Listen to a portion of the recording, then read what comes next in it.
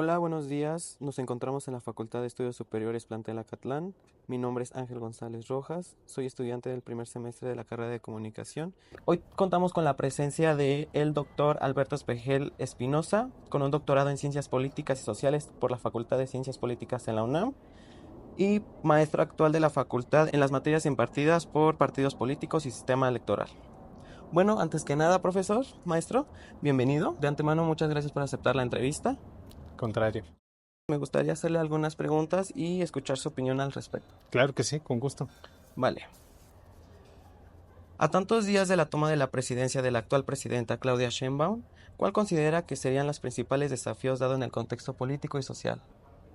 Pues mira, primero que nada, es un tema súper importante porque, como bien dices, es la primera presidenta de nuestro país, ¿no? Es un hecho histórico que sin duda alguna va acompañada de retos importantes. Mi impresión es que hay al menos dos retos importantes que la van a ocupar y preocupar durante los primeros años, y el primero de ellos es la seguridad.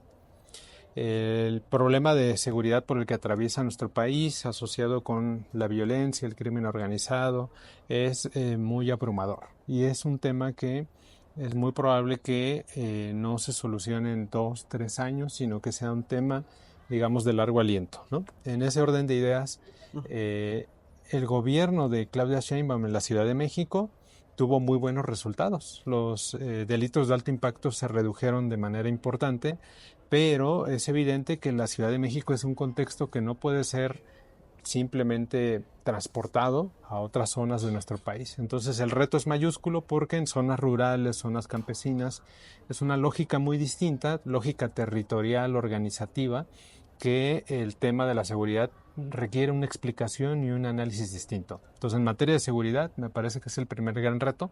Y el segundo, pues la situación económica. Sí, Entonces, creo que ahí también tiene que implementar programas distintos a los que ella llevó a la Ciudad de México, que sean, digamos, aplicables al resto del país. perfecto. Usted imparte una carrera, bueno, una materia aquí en su carrera que se llama Sistema Electoral. Sí. ¿Sí? ¿Usted cómo considera el sistema electoral mexicano actual? ¿Garantiza la transparencia y la equidad en las elecciones? Es una muy buena pregunta. Efectivamente, en el estudio de sistemas de partidos y sistemas electorales, hay temas como las elecciones en particular, que son una beta de análisis importante. Y en el caso mexicano hay que entender que nuestro sistema electoral ha vivido transformaciones graduales, muy lentas, ¿no? Piensen, por ejemplo, que la reforma del 77 es una de las grandes reformas que empieza a liberalizar la política, que permite que haya otros partidos y distintas reformas hasta llegar al 1996 es la que nos permite tener un órgano autónomo del Estado que organice elecciones, que brinde transparencia, certeza, ¿no? Como es el Instituto Federal Electoral, que cambia de nombre en 2014 con otra reforma importante, ¿no? A Instituto Nacional Electoral. Yo lo que les diría es que todo este tránsito que hemos tenido de reformas electorales ha permitido perfeccionar justamente el sistema electoral que tenemos, y hoy sí pienso que tenemos elecciones transparentes, con certeza, y además donde hay competencia, es decir, donde hay la posibilidad de que otros partidos ganen, que haya alternancia y que no solo uno se perpetúe en el poder.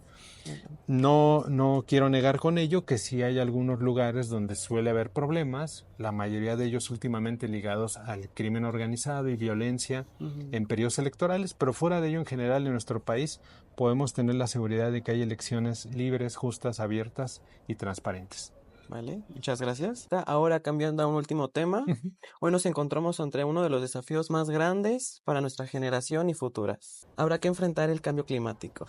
En nuestro país no hemos presenciado algunas de las consecuencias del cambio de la transformación, como puede ser el aumento de las temperaturas, las sequías, las lluvias extremas, provocando inundaciones, huracanes, y todos estos afectan a nuestro futuro.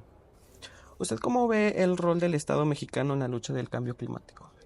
Pues eso es muy interesante, ¿no? Digo, no es Ujú, gratuito que sea uno de los temas de la Agenda 2030, por ejemplo.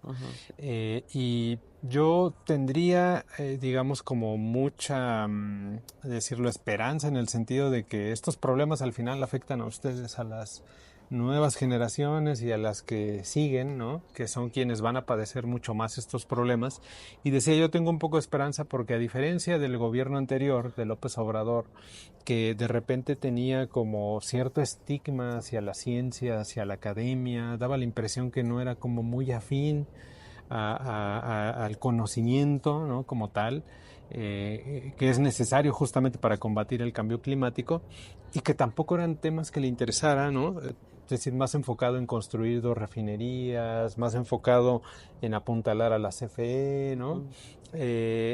A diferencia de eso, el gobierno de Claudia Sheinbaum me parece que puede hacer la diferencia, es decir, es una mujer científica que además se ha enfocado en el estudio de problemas ligados al cambio climático, que ella cuando ocupó la Secretaría de Medio Ambiente, si no me falla la memoria, en el gobierno de López Obrador, fue una de las encargadas de implementar el Metrobús, que es un esquema pues de alguna manera sustentable, que genera menos emisiones de carbono, que suele ser más rápido, un poco, tiene muchas noblezas este esquema que en inglés se llama Bus Rapid Transit y que acá conocemos como Metrobús o en el Estado de México Mexibus. Entonces me parece que ella tiene mucha experiencia en el ejercicio de gobierno, tiene un interés por energías limpias, por nuevos medios de transporte.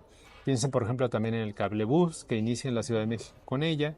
Y entonces me da como bastante esperanza ese tema, aunque también pues es un tema que no solo atañe a México, sino es un tema global y que esperemos que se den pasos, que se firmen, digamos, acuerdos y se hagan acciones para el beneficio de las nuevas generaciones. Sí, ¿no? Además de que nuestra presidenta tiene un doctorado en la ingeniería ambiental, ¿no? Efectivamente. Entonces, igual yo vivo con esta esperanza de poder lograr un cambio.